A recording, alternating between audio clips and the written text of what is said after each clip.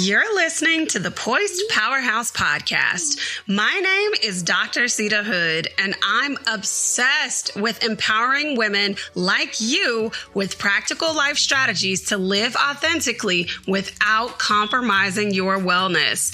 I used to be caught up in the hustle hard mentality until I learned that my quirky little traits I thought weren't that important actually turned out to be the secret sauce I needed to step boldly into my purpose and create impact, not only in my life, but so many amazing women around me. Organizing your schedule, launching impactful programs, redefining leadership without code switching or compromise, and stepping boldly into your God-given assignment are all topics we'll discuss here. Think of this podcast as that Sunday brunch with your girls that feels so therapeutic you can't wait to get to it.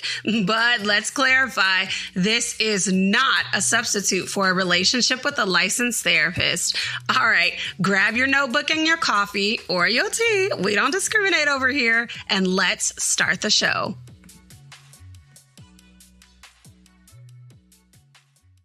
Welcome back for another episode of the Poised Powerhouse Podcast. I am your host, Dr. Sita Hood, vision architect and licensed therapist. What's the go mug today? Today we have some good old pumpkin spice coffee. And yes, I'm still doing iced coffee, okay? I'm feeling really, really good. Fall is my favorite season, and that is where we're headed. And I know you hear my voice, and you hear that there's something going on. The good news is I am not sick, and I'm not feeling sick.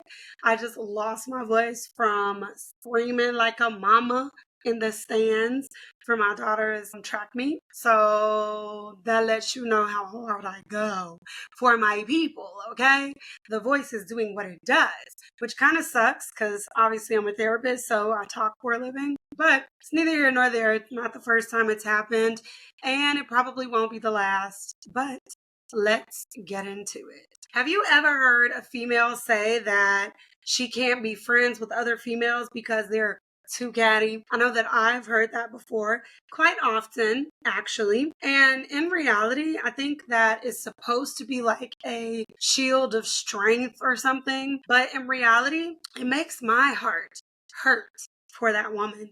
It makes my heart go out to her, like not in a form of pity, but like what she's really saying when she says that is that she's been hurt so deeply by other women that she's too afraid to open up her heart and trust again. Real talk, as we're growing up, if we keeping it on though, all of us have been pet. All of us can fall into catty behaviors. All of us have said too much. All of us have gotten too carried away. All of us have done too much and been bogus. That's just the way life is. You are the villain in somebody's story even now. But growing up and like trying to find your place, you probably were even more of a villain because you were, again, trying to find your place. It's part of learning how to be a good friend. But the sad reality is that a lot of us have grouped all women together in this bucket of betrayal. And that is a skewed perspective because not every woman is like that. What's interesting is that this perspective or variations of this thought process tend to happen more to women that society deems as successful.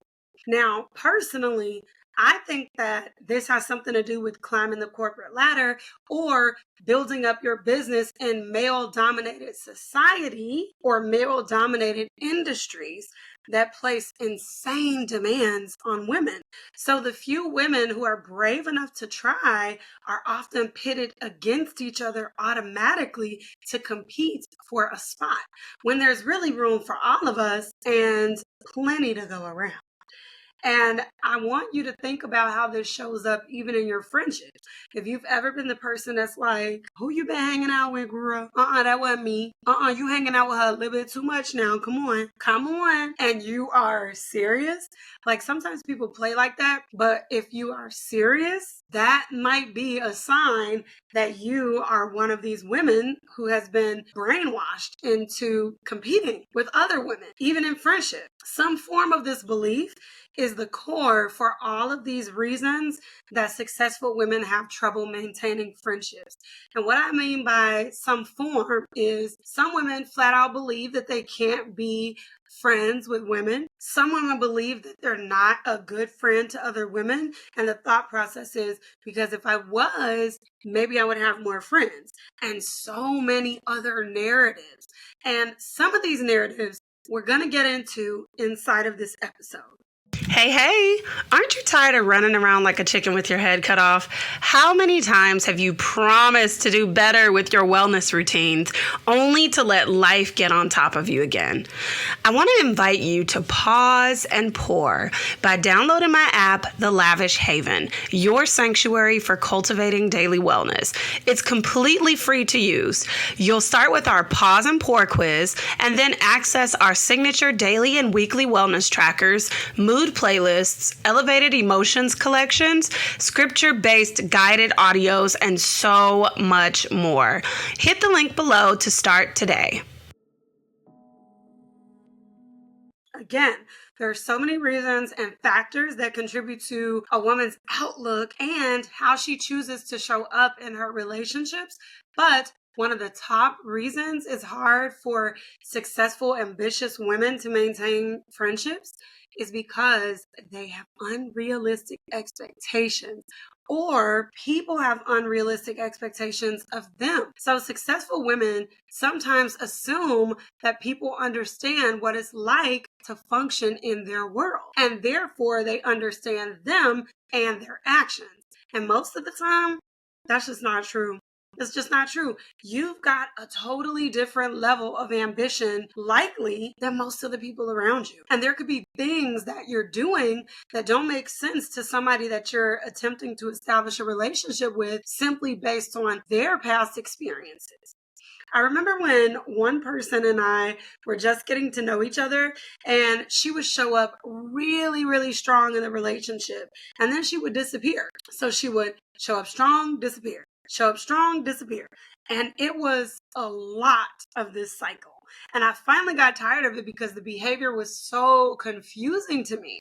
And then once we talked, I understood that she was behaving this way based on her past experiences and how she understood friendships to be. So now when she takes her breaks, I know what it means for her, and I give her time and space because I know that maybe she's going through something, or, there's something there that she needs time to process. And so sometimes people also have the unrealistic expectation to have certain levels of access to you. Or, like I did, incorrectly assume that you just don't care about the relationship based on your behavior. And the thing is, most women don't actually confront the behavior. They just fall back and return the same energy. Not knowing that the whole time, you're starting beef for no reason. Sometimes ambitious women are not given enough grace in their relationships for their busy schedules or for the times when they fall off the grid. They aren't falling off the grid just because they don't care. It's because they're managing so much and they might be struggling to keep up with it. And they just didn't get a chance to get back to you as quickly as they would like. And let's keep it a hundo. A lot of times it's because they overcommit in their relationships and spread themselves too thin. They promise to show up one way and they really, really, really mean it, but their capacity just isn't big enough to meet the demands for everybody in their life.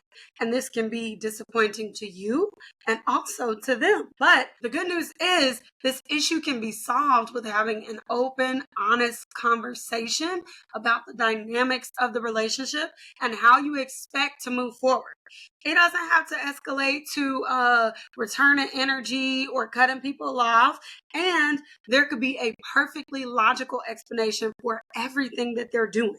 Another reason successful women have trouble maintaining their friendships is because sometimes they don't know how to draw a healthy boundary. And this happens for a couple of reasons, with one of those reasons being past hurtful experiences and not knowing how to be vulnerable. And let's be clear, there are different versions of not knowing how to be vulnerable.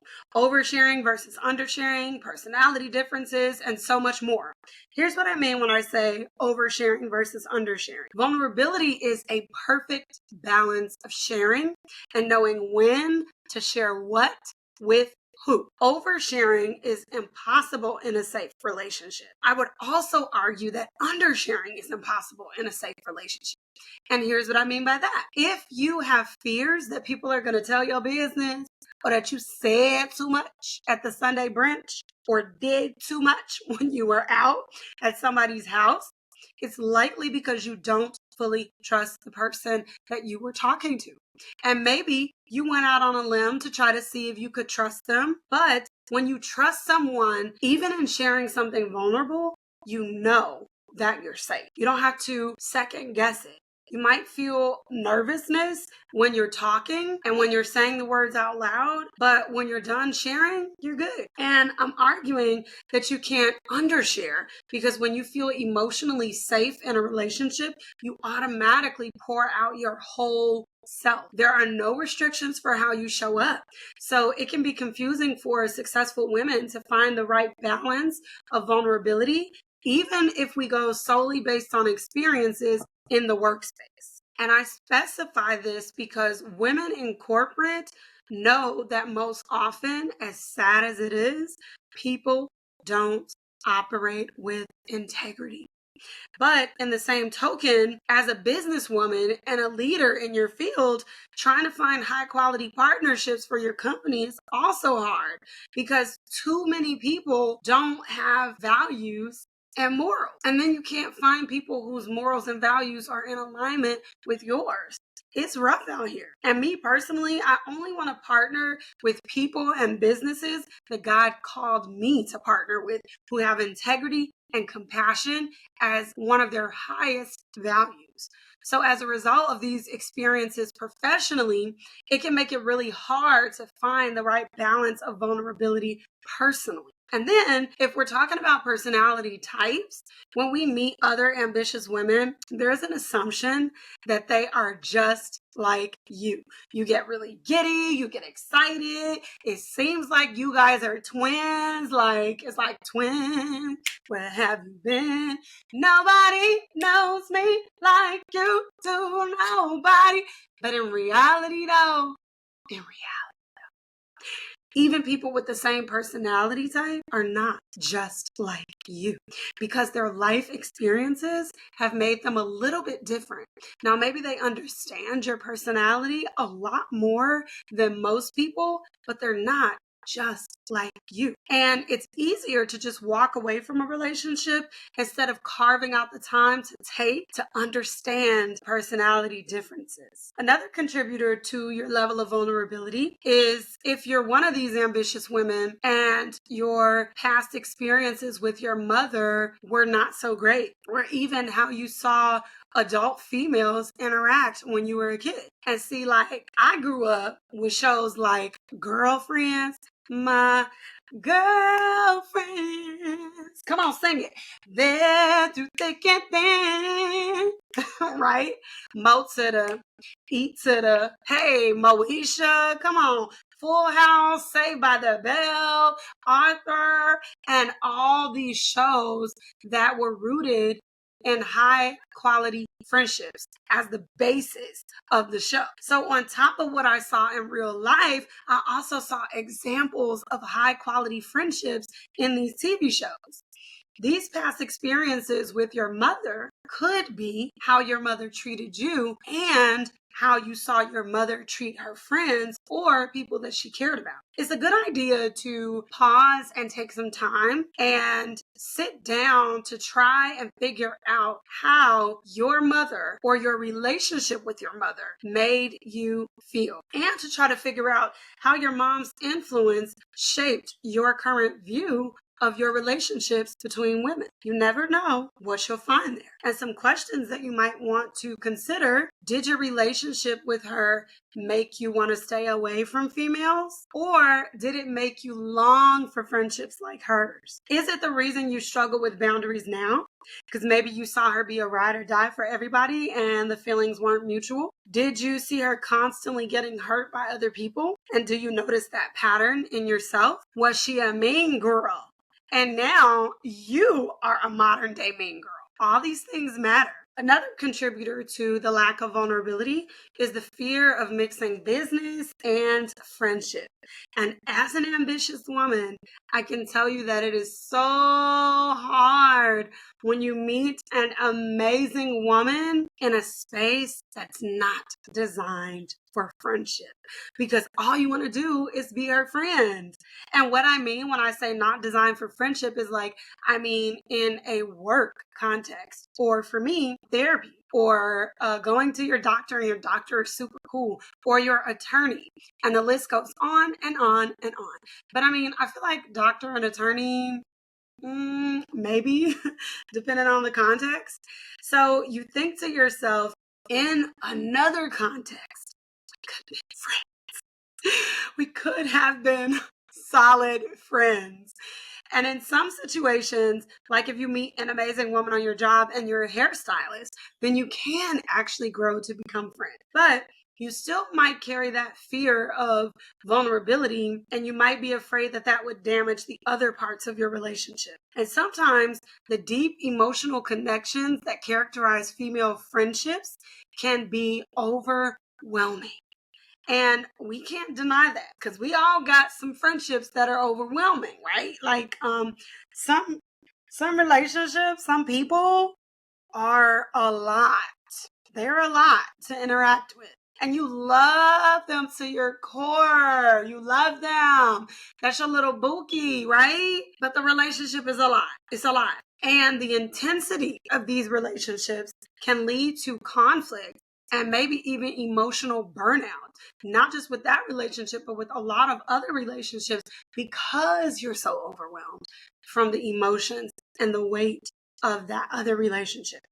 This can make it difficult to sustain relationships over time because you are just tired of the emotional roller coaster. And let's be honest, pretty often women take rejection or conflict very personally, okay? And that just adds fuel to the fire. Kind of going back to something we touched on earlier, a marginalized work environment can also contribute to why you might be having trouble maintaining friendships. And I know you're probably like, what? Girl, that ain't got nothing to do. Hold on, hear me out.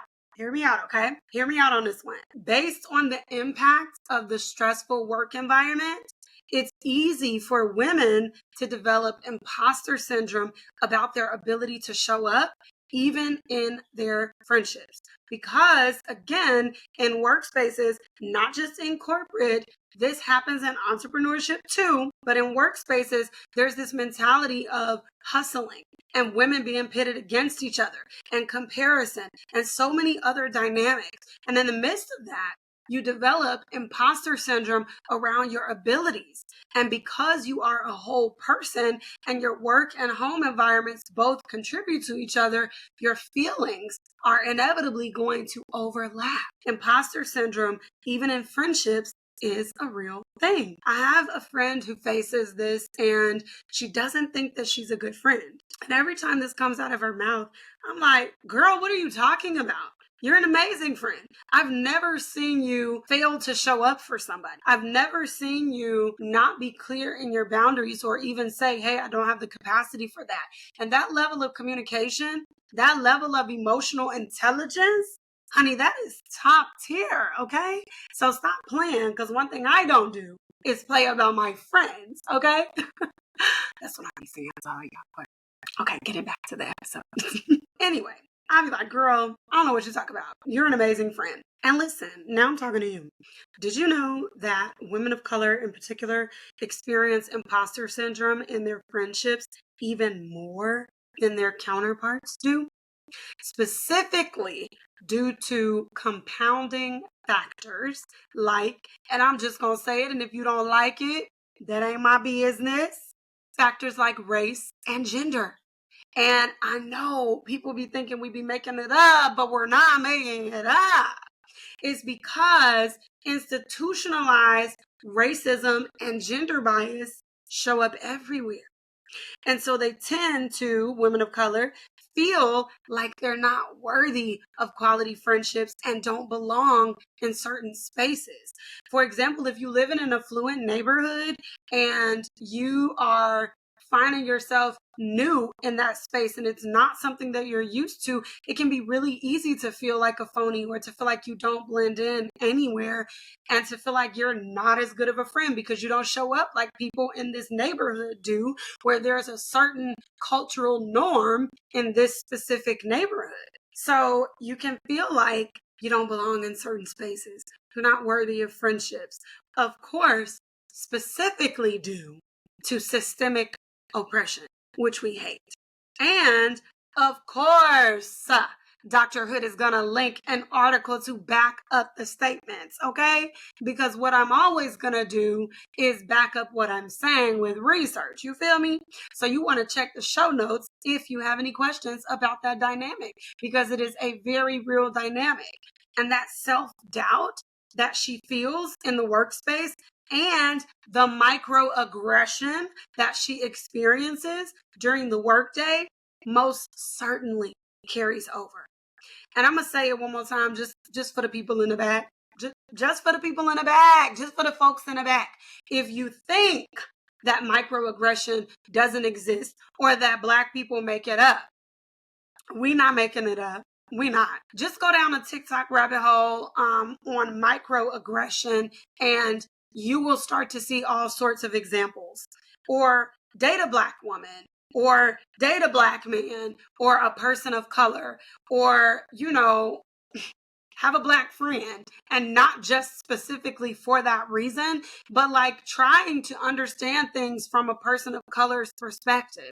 But this is a whole different episode, and I'm going to come on back to where we were at, okay? But it's relevant. Anytime a Black person is talking about that, don't you let me save a friendship or save a relationship. Don't you tell them that they didn't experience microaggression. Don't do it. Don't do it. Don't do it. Don't do it. Because even if you don't see the problem, you just may not have enough context or have experienced things in life to understand how microaggression looks when it's slapping you in the face, okay? So just don't do it. Even if you don't understand, just wait for the understanding to hit, okay? Moving on. Anywho, the constant state of self-doubt and the need to prove yourself takes a toll on you. And you can inadvertently create barriers to forming and maintaining healthy relationships and healthy, close friendships. And then this internal struggle can make it difficult to be vulnerable and open with your current friends. You see how that's all connected? Women in marginalized work environments tend to rely heavy on their friendships to meet their core psychological needs because those needs are not being met in their workspace. They're not being validated as they should in their workspace. And sadly, they will look for these needs to be met even if the friendships are not that high quality. And sometimes the stress and the challenge of the work takes so much of an emotional toll that there's very little energy left for their relationships. Ooh, child. Okay. This one right here, it's a big one. It's a big one. And I call it the social media effect. It's the misconception that if your friendship does not look aesthetically pleasing, if you're not having picnic brunches with your friends, if it doesn't look like what you see on social media, you're not a good friend. But just like so many other things in life, your life experiences are different. Your life is different. You think and you act differently. You're going through different things. So that means that you're going to show up differently. And remember, parts of social media are staged. It's called content creation. And we know this, man. Okay, I just couldn't resist that. Let me know if y'all be getting all of these references that I be throwing in, okay? Because the references be top tier, if I do say so myself. Okay, getting back to the topic at hand, I do love a good aesthetically pleasing Instagram, but I also understand that it's probably not realistic for me to be at my friend's house every day or constantly going out to brunches. Why? Because grown people got bills. Grown people got business. Grown people got purpose. Saved, ambitious women have assignments that the Lord is trusting them to carry out. And part of it could be at brunch, but all of it ain't at brunch, boo. So with all this grown woman business to handle, we just can't get together every day like you see some people do on social media. Social media also creates very believable illusions. And one of those illusions being that people who are surrounded by a lot of people automatically have a lot of friends or are friends with everybody. But what is most likely the truth is that those relationships lack depth because deep-rooted friendships require deep-rooted work. Sometimes we get caught up in the trap that we have to have a large quantity of relationships as opposed to looking at the quality of relationships. And the superficiality of social media can definitely be a hindrance when you are trying to establish meaningful, long-lasting relationships. Because let's say that you do all the stuff that you see people do on social media, but you still feel empty. But you still don't feel like those relationships are meeting your core psychological needs. You got to ask yourself, is it for aesthetically pleasing relationships? Is it for surface level relationships? Is that what you're looking for? Or are you looking for deep rooted, authentic, high quality relationships? It's time to talk about what I've been loving. Product recommendations, shout outs to family and friends, and overall gratitude. Let's get into it. Welcome back to another What I've Been Loving. This week I have been loving the Archer and Olive journal. An interesting pattern that I've observed about myself is when the fall season comes, I tend to journal freehand, like with pen and paper, and I tend to journal digitally when it's warmer outside. I don't know why that is, but I think it's due to like a comfort measure. I grew up with pen and paper, of course. And so I just feel like grabbing a journal, a cup of coffee, and a pen gives major cozy fall vibe. That's what I've been loving this week. How about you? If you enjoyed today's episode, share the love. Share it with your mama, share it with your auntie, share it with your best friend. Then head on over to Apple Podcasts and leave us a 5-star review. Reviews help the podcast to grow. Well, that's all I have for you this week. I'll see you on these social media streets. Bye.